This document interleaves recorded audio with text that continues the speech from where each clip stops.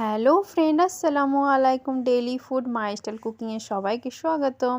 তো দেখতে পাচ্ছ আমি আমার চ্যানেলের নামটা বদলে ফেলেছি, কারণ আমার যে ডেইলি যেটা আমি বানাবো, যে রেসিপিটা সেটা দেখানোর চেষ্টা করব, যেটা আমার ফেভারিট, জাস্ট ইট। তো আমি আজ বানাবো সয়াবিন আলু ভাজা। আমার খুবই ফেভারিট রেসিপি। আর এটা আমি সুন্দর করে চোকর চোকর করে কেটে নেব, আর আলুগুলোও এভাবে চোকর চোকর করে কেটে নেব। সয়াবিনগুলো আগে ভিজিয়ে রেখেছিলাম, তারপরে কেটে নিয়েছি। তো দেখতে পাচ্ছ আমার কাটা হয়ে গেছে, আর এগুলো সুন্দর করে ধুয়ে পরিষ্কার করে নিয়েছি। আর সয়াবিনের যে পানিটা থাকে সেটাও আমি নিচড়ে নিয়েছি, চিপে নিয়েছি। তো দিয়ে দেবো কড়াইয়ে তেল। লোহার কড়াতে দেওয়ার কারণ যে ভাজলে খুব সুন্দর ভাজা হয় অল্প তেলে, আর এটা চিপকাবে না। লোহার কড়ার তরকারি খাও খুব ভালো, আয়রন। তো এই যে দেখতে পাচ্ছ পেঁয়াজ দিয়ে দিয়েছি, দিয়ে দেবো কাঁচা ঝাল। তো পেঁয়াজটা একটু ব্রাউন হয়ে যাবে, তারপরে দিয়ে দেবো আলু।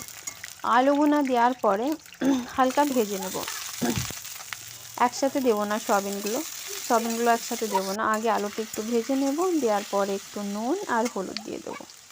নুন হলুদ দিয়ে ওটাও একটু ভেজে নেব। আর এটার মেন যে খুশবুটা আসবে সেটা হচ্ছে রসুন ঘিসা, যে ওর ভেতরে দিলে যে এত সুন্দর টেস্ট আসে, তান্দুরি ফ্লেভার মতো। এই দেখো রসুনটা আমি ঘিসে দিয়ে দিয়েছি। তো এটা একটু হালকা ভেজে নেব, তারপরে দিব সয়াবিনগুলো দিয়ে ভেজে নেড়ে চেড়ে, কেউ ঢাকা দিতে পারো, আর আমি এমনি ভাজবো।